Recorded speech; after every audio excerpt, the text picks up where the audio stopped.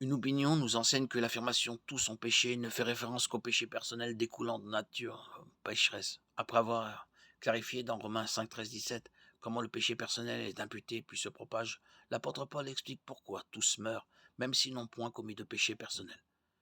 La raison pour laquelle tous reçoivent cette sentence de mort est que par la désobéissance d'Adam, tous ont été rendus pécheurs. Le verbe rendu signifie constituer. Ainsi, la nature pécheresse est une condition héréditaire qui entraîne une sentence de mort, même chez ceux qui ne sont pas encore coupables de péché personnel. Cette condition héréditaire engendre inévitablement le péché personnel lorsque la conscience mûrit et tient une personne responsable dès qu'elle choisit de transgresser sciemment la loi. Nous sommes tous pécheurs parce qu'Adam a transmis sa condition pécheresse qui conduit inévitablement à notre péché personnel et à notre mort. Tous partagent la sentence de mort d'Adam en tant que condition héréditaire, qui est la nature pécheresse qui est transmise à et à travers la race humaine et que chaque enfant apporte au monde.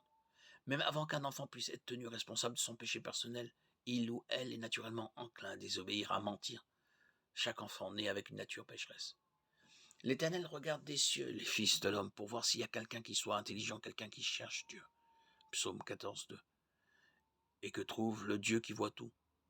Tous se sont détournés, tous se sont corrompus. Non, il n'en est aucun qui fasse le bien, pas même un seul.